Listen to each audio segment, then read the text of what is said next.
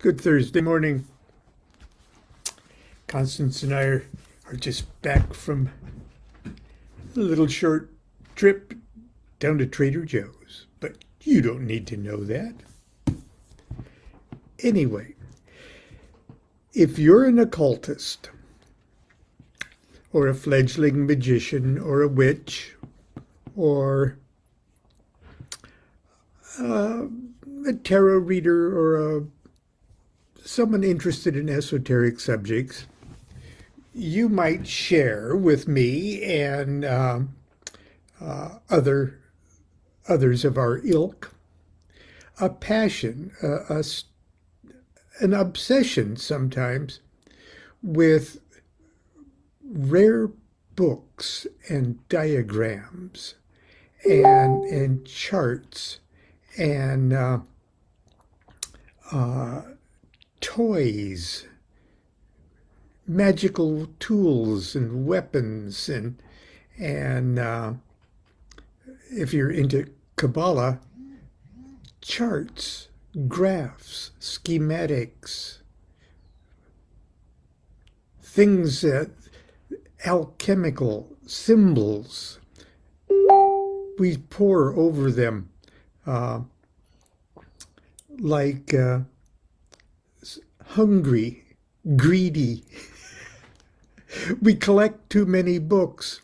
We're fast. It's worse than musicians collecting guitars. Okay, it just is. And in the opening scene of Goethe's Faust, we see the character Faust, who's like a smartest guy in town. Okay, he's a professor of philosophy and everything, and he's really but he still has issues. Okay, he says it. He comes right out and says it. I've studied now philosophy and jurisprudence, medicine, and even, alas, theology. All through and through with ardor keen. Here now I stand, poor fool, and see I'm just as wise as formerly. And then he picks up a book. Okay.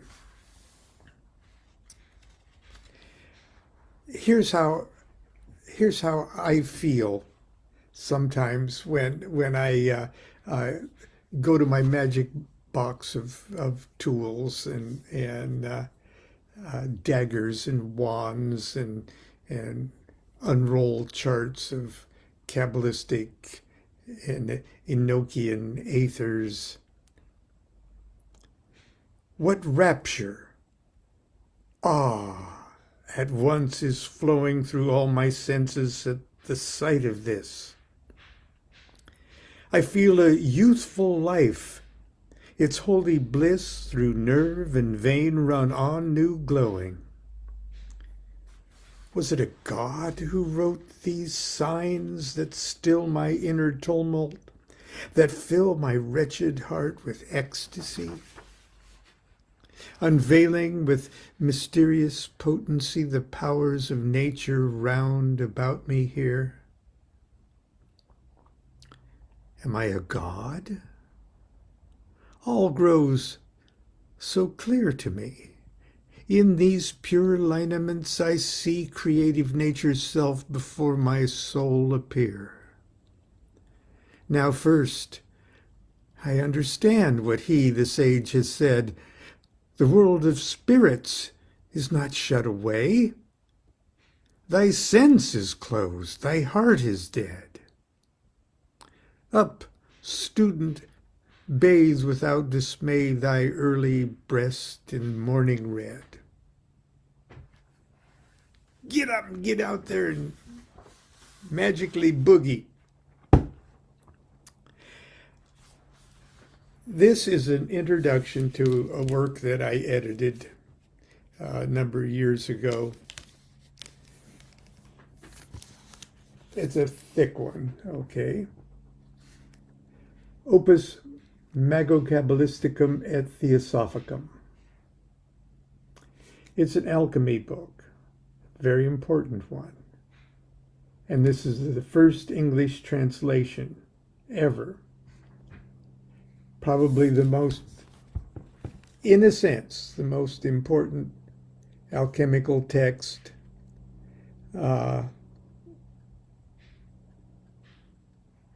most influential, but it was never until just recently translated into English.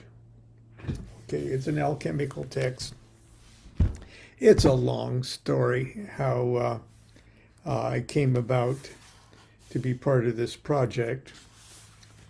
But here's my introduction to it. Now the book is published by Weiser. I don't know. It was an $80 book to begin with, because it's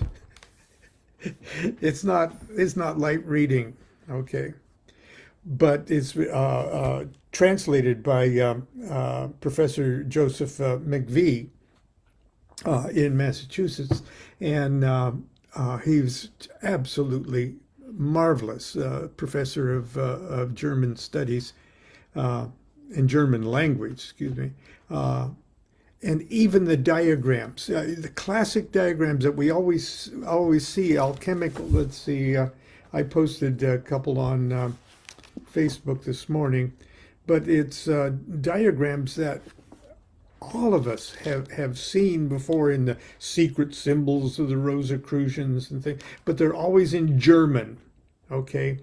It's from this book. Okay, and even the diagrams, even these classic old charts, and there's quite a few of them in here, and I'm trying to find them right now. He painstakingly translated all the fine print that was in German into English. Not only is his translation great, but his skill in translating the German and the Latin and things like that. Now we've seen things like this published in various forms, like the secret symbols of the Rosicrucians or Codex Rosicrucis and things like that. But you always wonder, what would that say in English? I can't read old German like that. But anyway, I digress. In Act 1, and if you don't have the $80 or whatever the price of this is, or if you can find it in rare thing, my introduction is also written, published in Allow Me to Introduce, Insider's Guide to the Occult. So if you don't, if you can't afford this at the moment, at least my introduction is in, and along with other things. How much would you pay for a book like this? Don't answer, just get it.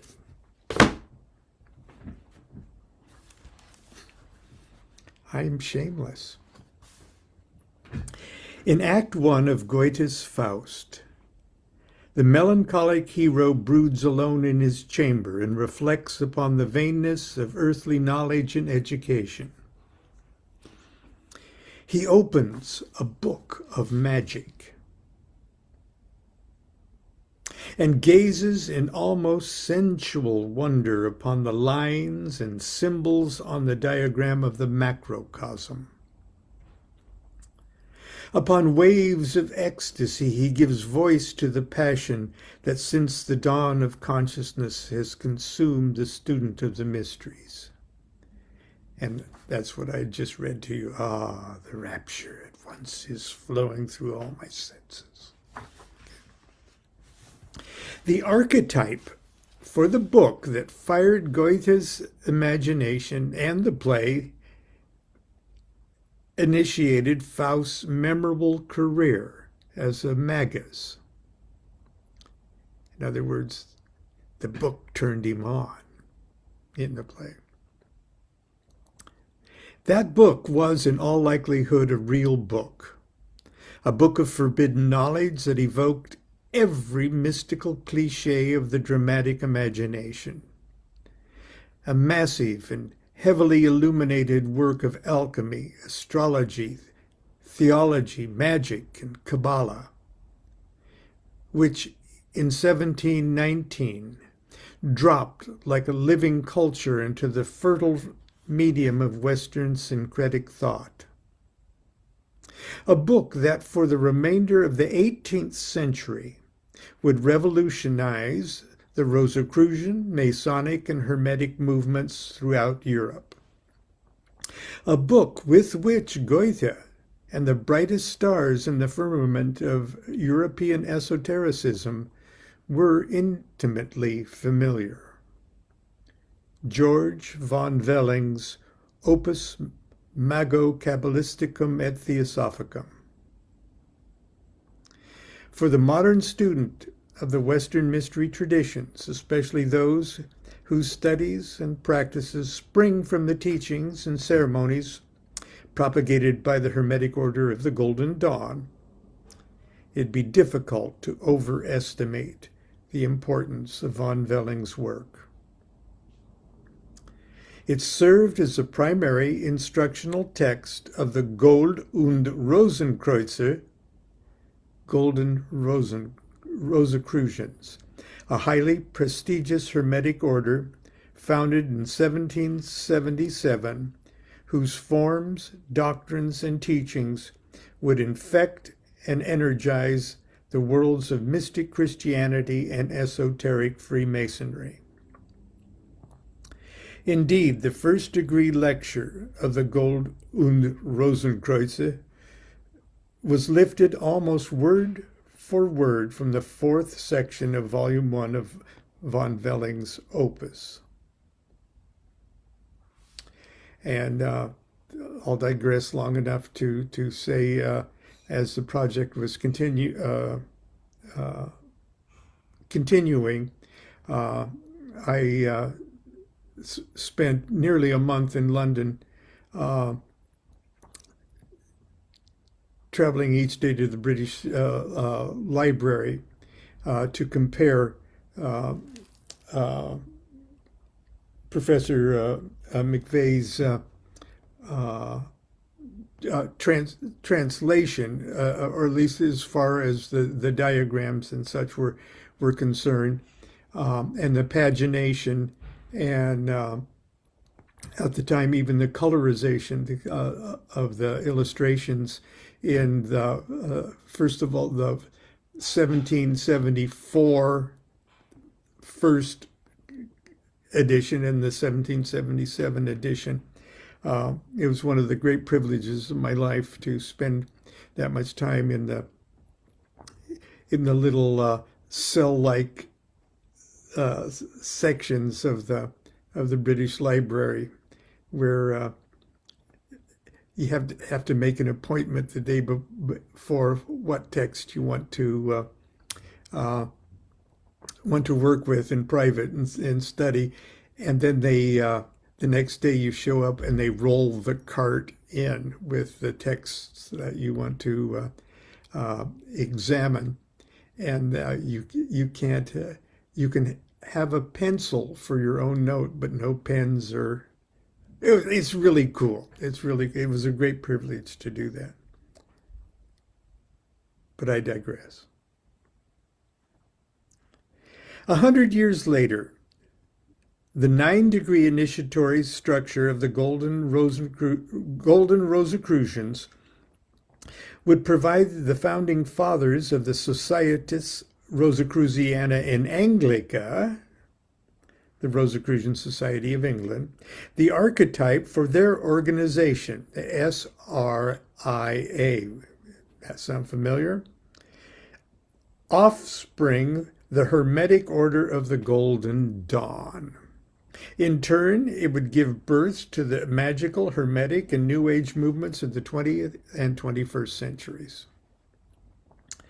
In fact, it does not seem to me too far-fetched to suggest that this German Golden Rosicrucian British SRIA pollination may well have provided the historic basis for the fanciful and likely unhistorical legend, which suggests the Golden Dawn's authority was derived from a certain German adept, whose colleagues, after her death, withdrew their direct support of the order, supposedly.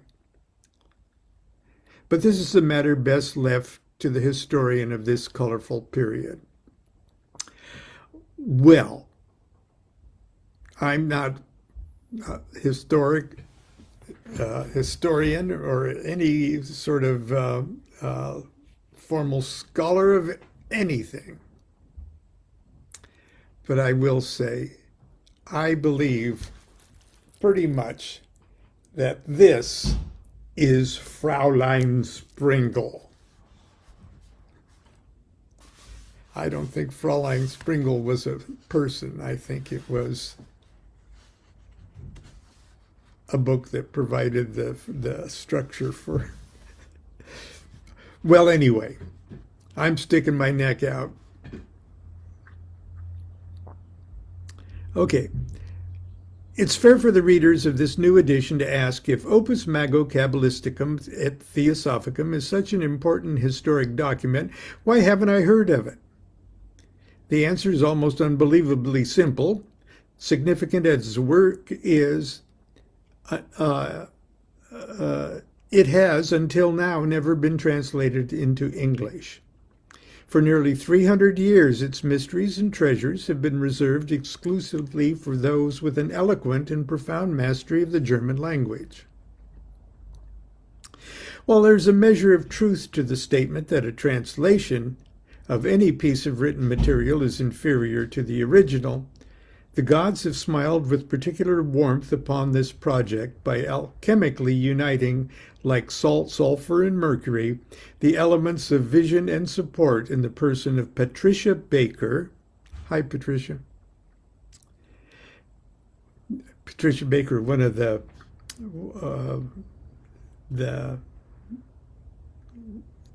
see, what does she call herself? Well, anyway. And the brilliance of the translator Joseph McKee, professor of German studies at Smith College, and the polished astuteness of Weiser Books, arguably the most venerable English language publisher of esoteric material in the world. The result is a historic and invaluable contribution to the universe of esoteric literature. And I just have to briefly say, Patricia Baker is, I know her as an agent and a principal of the Big Picture Agency, a film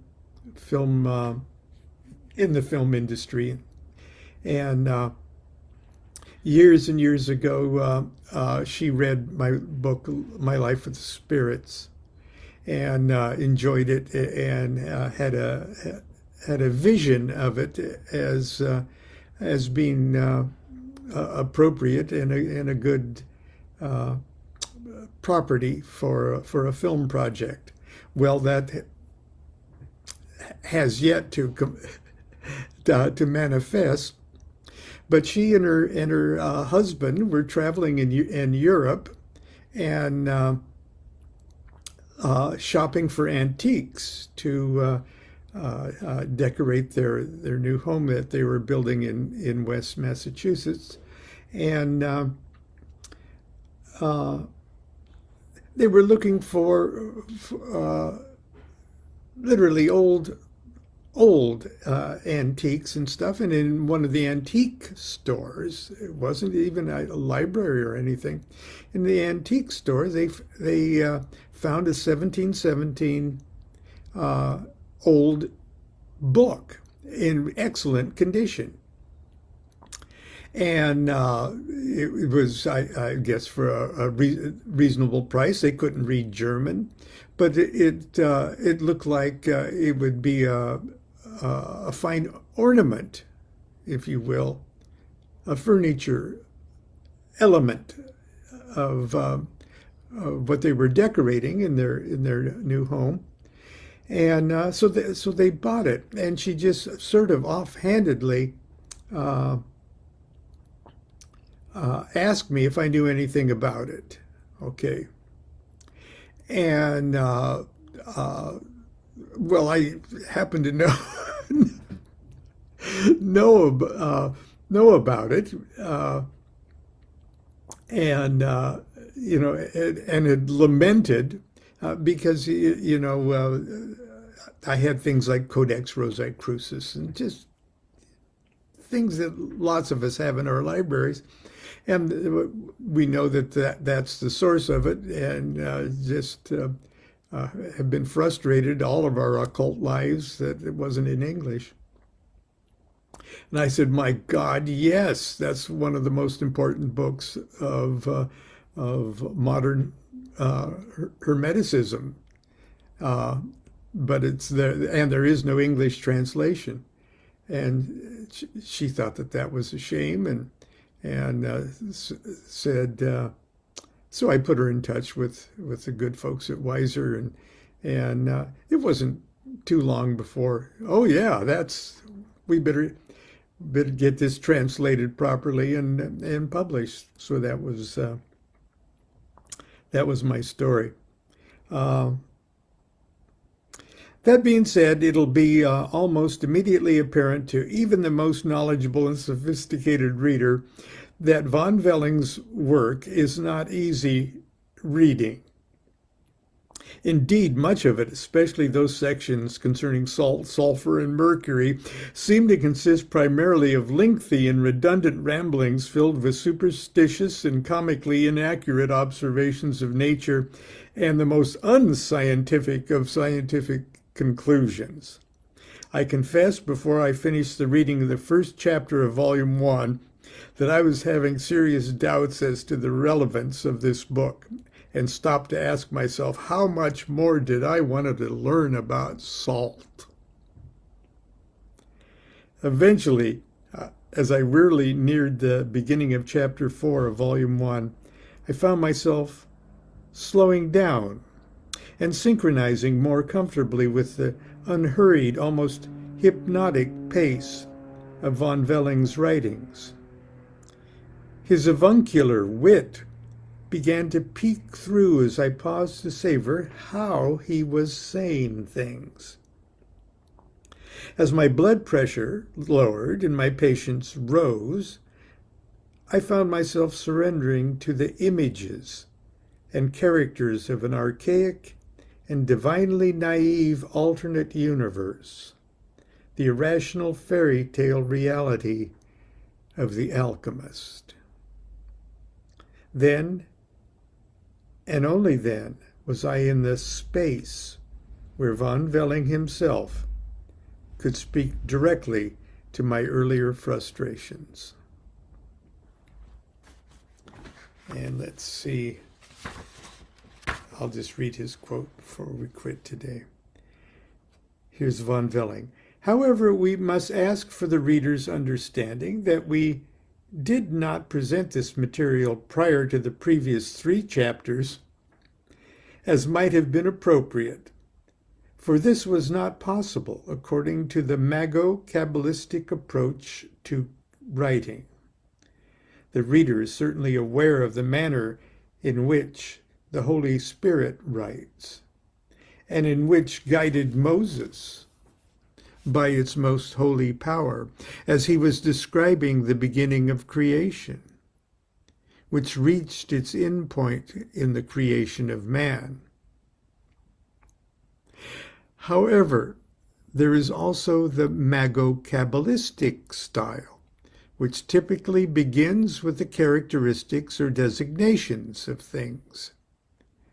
We could not proceed in any other manner than we did, and thus had to follow this style, because the beings created within man represent the characteristics of their own essences, just as the human creature represents the composite character of all of them together.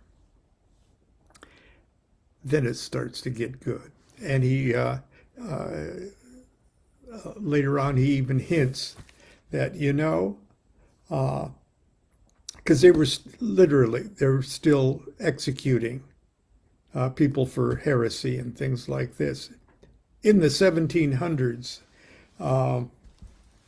he had to be very careful how he approached things, because he knew that agents of the church would be